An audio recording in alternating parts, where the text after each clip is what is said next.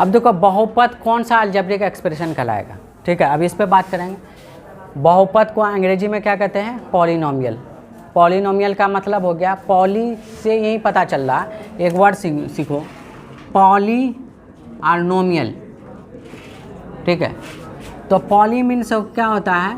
एक से ज़्यादा, एक से ज़्यादा। और नोमियल का मीन्स क्या होता है?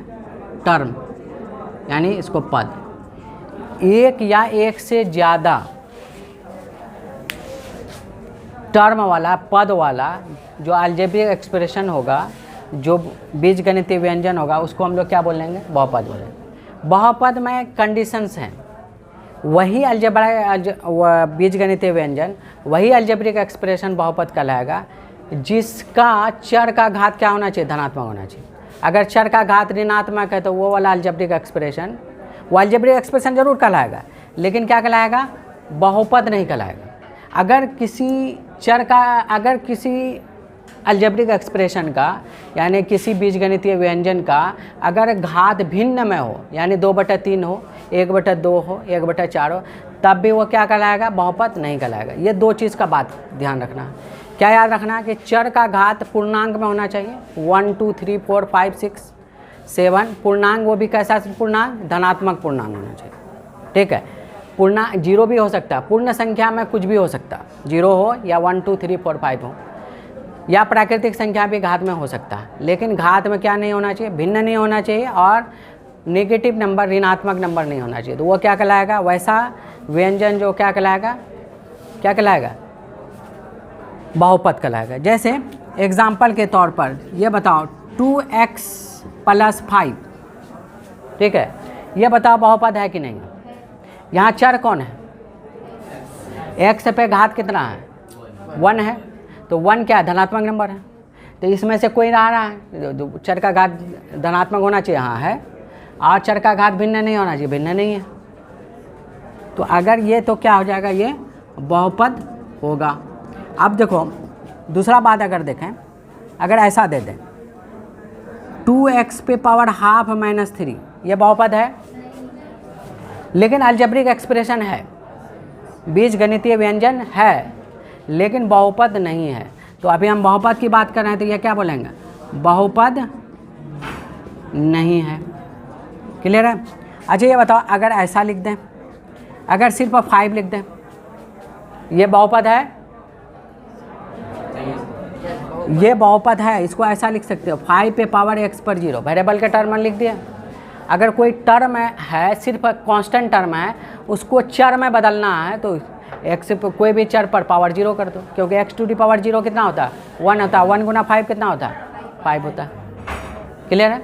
उसी तरीके से अगर हम और देखें चौथा एग्जाम्पल पर, आज बताओ √x + 8, यह है √x + 8, यह बहुपद है?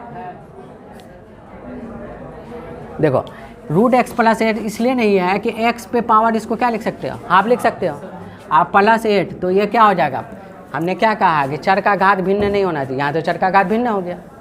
तो हम हल करके भी देखेंगे कि हल में ऐसा तो नहीं आ जा रहा, तो ये बहुपद है? नहीं है, ये बहुपद नहीं है। अब आगे अगर हम देखें पाँचवा, अच्छा ये बताओ, ये वाला बताओ बहुपद है? काहे नहीं है? क्योंकि इसको हम ऐसा लिख सकते हैं, x प्लस ऐसा लिख सकते हैं, और यहाँ चर का पावर कितना हो गया? -1 हो गया, तो ये बहुपद नहीं हो गया। बात समझ?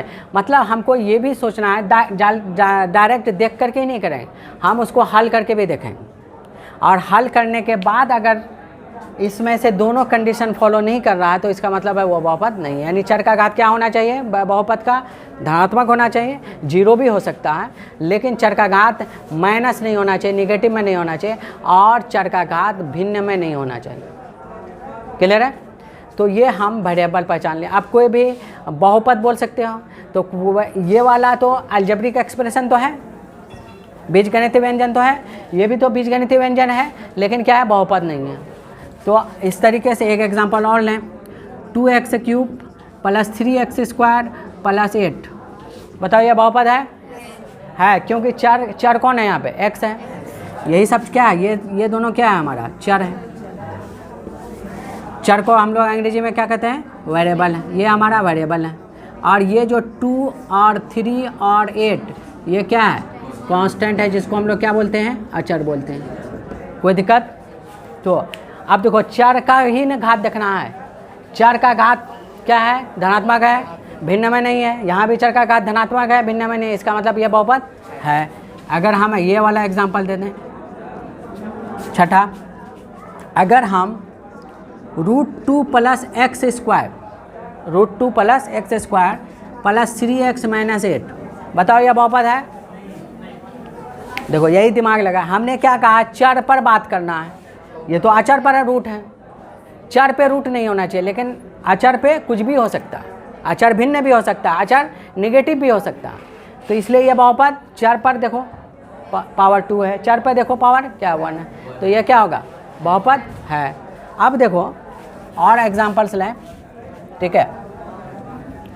बहुपद क्लियर हो जाना चाहिए आज। अगर ऐसा हो, ठीक है, छठा सातवां, अगर ऐसा हो 2/5 x² + 3x - 8, बताओ यह बहुपद है।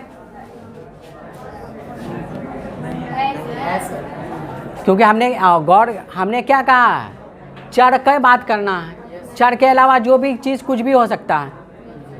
तो चर देखो यहाँ पे क्या है, x है, चर यहाँ क्या है, यही दोनों है ना। तो ये दोनों का घात क्या है, 2 है, तो ये क्या धनात्मक है।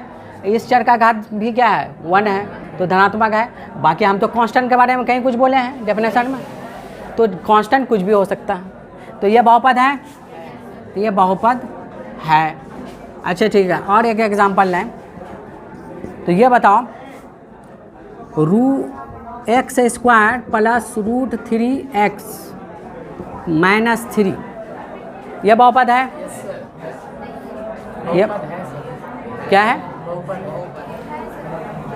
कौन बोल रहा नहीं है, तो है। चर पे बात करो, तो x का पावर क्या है, 2 है, यहाँ x का पावर क्या 1 है। अचर के बारे में तो हम बोले ही नहीं। यहाँ पे अचर कौन है, ये वाला और ये वाला, और इसके नहीं कुछ है, तो यहाँ क्या छुपा हुआ, 1 छुपा हुआ। तो ये सब हमारा क्या है, अचर है।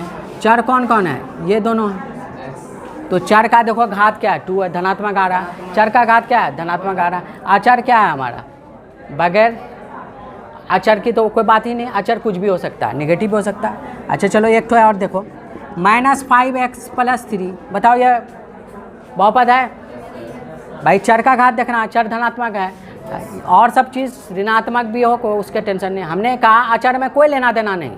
अचर कुछ भी हो, रूट में हो, बटे में हो, भिन्न में हो, या माइनस में हो, कोई चीज़ में हो, अचर से हमको कोई लेना देना। हमको सिर्फ किससे लेना देना है, बहुपद को डिफाइन होने के लिए क्या है, चर की घात धनात्मक होना चाहिए, चर की घात भिन्न में नहीं होना चाहिए। क्लियर है, चलो।